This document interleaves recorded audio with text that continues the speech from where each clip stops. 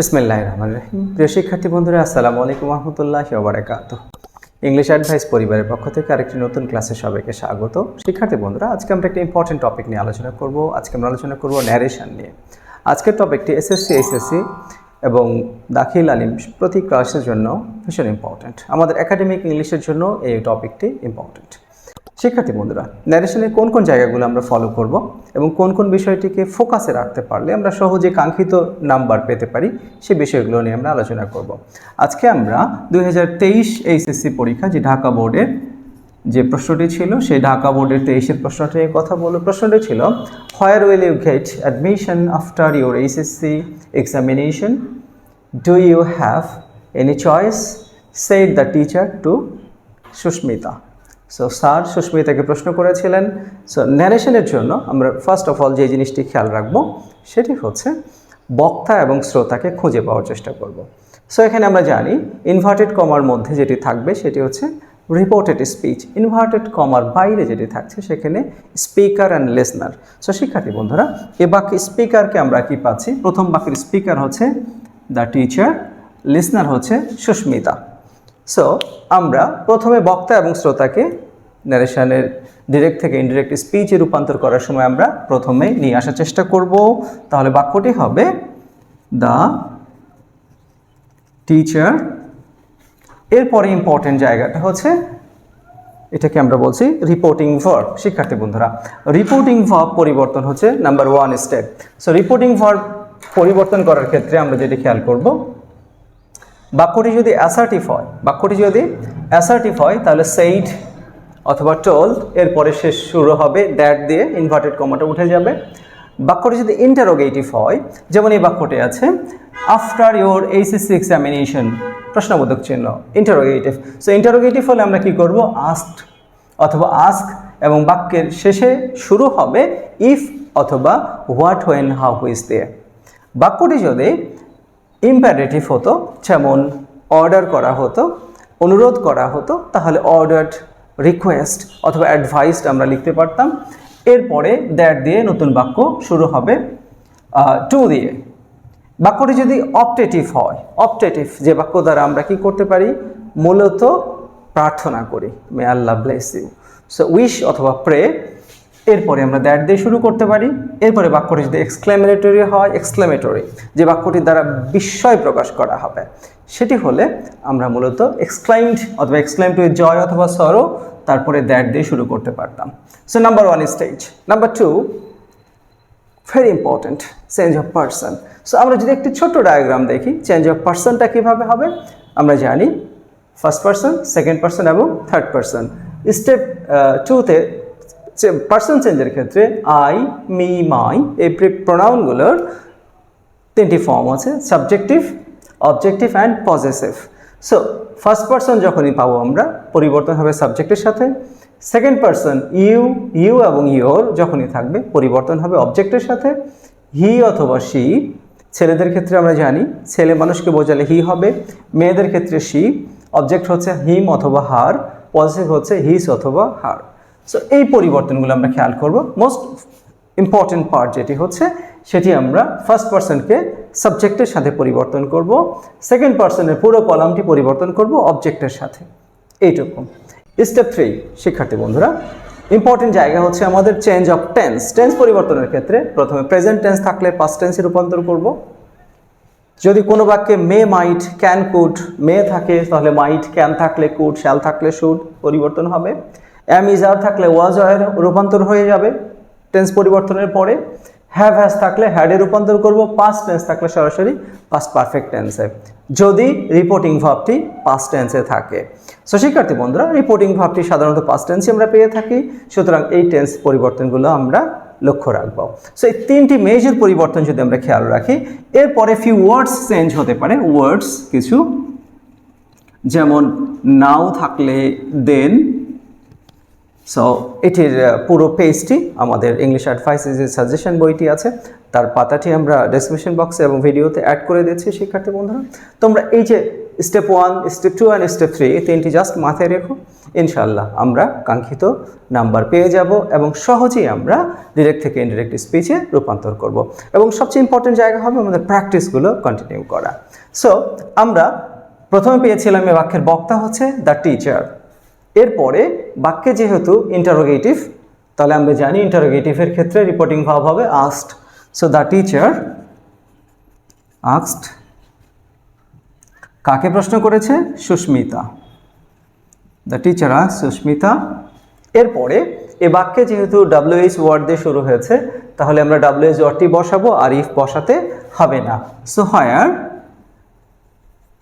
এরপরে ইম্পর্টেন্ট জায়গা হচ্ছে পার্সন, ইউ। শিক্ষার্থী বন্ধুরা, ইউ মোডাল ভার্বটি ইন্টারোগেটিভের জন্য শুরুতে আসছে।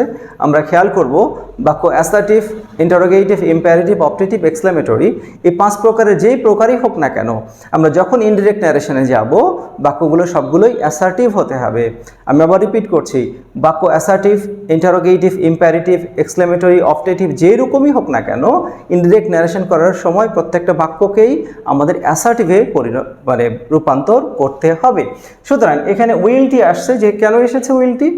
ভার্বের সাবজেক্ট প্রোনাউনের আগে, কারণ এটি ইন্টারোগেটিভ করা হয়েছে। সো আমরা অ্যাসার্টিভ করার ক্ষেত্রে আগে সাবজেক্টকে নিয়ে আসবো। সো সাবজেক্ট এখানে সেকেন্ড পারসন ইউ। আমরা জানি ইউ কার সাথে পরিবর্তন হবে? অবজেক্টের সাথে। সো এখানে অবজেক্টে কি আছে? সুস্মিতা। সো মেয়েদের কলম আমরা এখান থেকে নামালে কি হবে? She.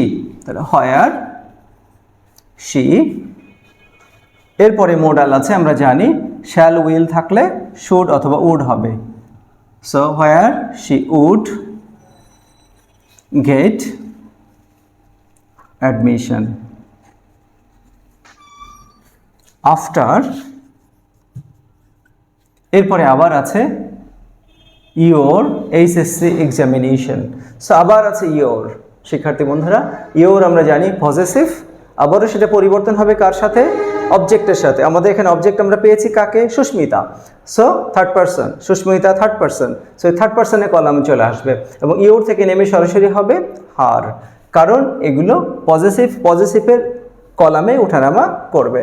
Admission after her examination, full stop. এরপরে do you have any choice? So শিক্ষার্থী বন্ধুরা, একজন বক্তার একাধিক বক্তব্য যখন আসবে তখন আমরা আবারও তাকে যুক্ত করে দেব এভাবে, he also asked. He also asked. এইবার ডু দিয়ে শুরু হয়েছে। সো ডুটি অক্সিলারি ভার্ব, এটি থাকবে না। সাবজেক্টের শুরুতে এসছে, শুরুতে সাবজেক্ট আসছে ইউ। ইউ থাকলে কি হবে? ইউটা আবারও সাবজেক্ট, তাহলে কি হবে? এবং ইনভার্টেড কমা উঠে দিব, যেহেতু এখানে ইনভার্টেড কমা দিয়ে শুরু হয়েছিল নতুন বাক্য। সুতরাং ইফ শি, হ্যাভ আছে আমরা জানি, হ্যাভ থাকলে কি করব আমরা? হ্যাভ হ্যাজ থাকলে হবে had. If she had any choice. শিক্ষার্থী বন্ধুরা, আশা করি তোমরা এই জায়গাটা সহজে বুঝতে পারছো। এরপরে I am not yet sure what I have to do because everything depends on my result. So I'm not sure. So শিক্ষার্থী বন্ধুরা, এই কমন সেন্স ইউজ করতে হবে। এখানে স্পষ্ট করে কোনো বক্তার পরিচয় আমরা পাইনি, বাট যখন স্যার কথা বলেছেন, কাকে বলেছিল? সুস্মিতাকে। সো নেক্সট সেন্টেন্সটি বেশিরভাগ ক্ষেত্রেই কার হতে পারে? সুস্মিতার। সো আমরা বুঝতে পারছি I am not sure. So I am not sure এই কথাটা বলেছে কে? Susmita. So Susmita replied that, আমরা জানি যেহেতু এই বাক্যে I am not sure what I have to do because everything depends on my result. বাক্যটা যেহেতু এখানে ফুল স্টপ দিয়ে শেষ হয়েছে, সুতরাং আমরা শুরু করব কি দিয়ে? দ্যাট দিয়ে। আমরা বলেছি অ্যাসার্টিভ সেন্টেন্স শুরু হবে কি দিয়ে? দ্যাট দিয়ে। ইন্টারোগেটিভ শুরু হবে কি দিয়ে? ইফ অথবা হোয়াট, হোয়েন, হাউ, উইচ দিয়ে। ভেরি ইম্পর্টেন্ট জায়গা এটি। Replied that I am not sure. So এখানে আবার আছে আই এম নট শিওর। শিক্ষার্থী বন্ধুরা, আই কাকে ফলো করবে? আমরা জানি আই ফলো করবে সাবজেক্টকে। সো এখানে সাবজেক্টটা কি আছে? সুস্মিতা। সো তাহলে কি হবে?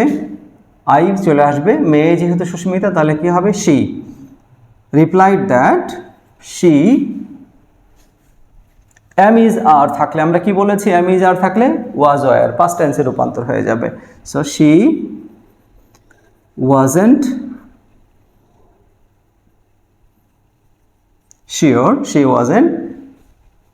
sure what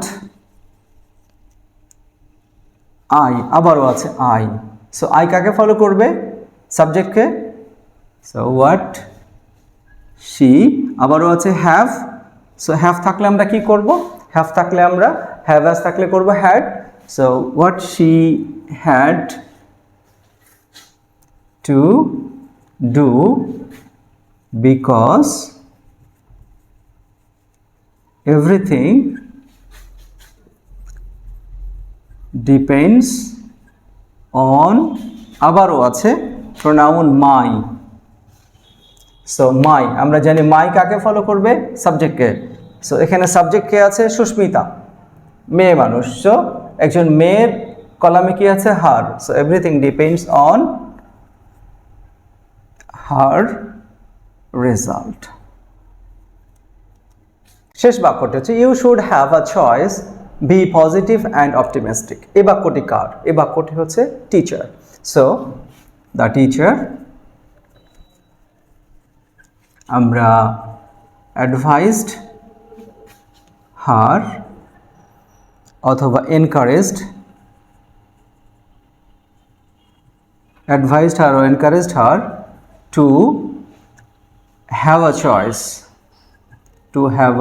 choice and to remain আবারও যেহেতু বি পজিটিভ অ্যান্ড অপটিমিস্টিক শিক্ষার্থী বন্ধুরা ইম্পারেটিভ সো ইম্পারেটিভ সেন্টেন্সের জন্য to remain আমরা বলতে পারি to remain positive and optimistic so এভাবে আমরা বাক্যটি শেষ করতে পারি সো এখানে আমরা অন্য আনসার শিটে অন্যরকম দেখতে পারি কিন্তু বেসিক কথাটুকু আমরা step 1 reporting verb step 2 person change step 3 change of tense এই তিনটি জায়গায় যদি ভালো করে ফলো করি আর ফিউ ওয়ার্ডস পরিবর্তন হতে পারে নাও থাকলে দেন টুডে দ্যাট ডে এরকম শব্দগুলো পরিবর্তন আমরা যদি করি সিস্টেমেটিকলি তাহলেই আমরা কেবল কাঙ্ক্ষিত নাম্বার খুব সহজেই পেয়ে যাব thank you for joining our class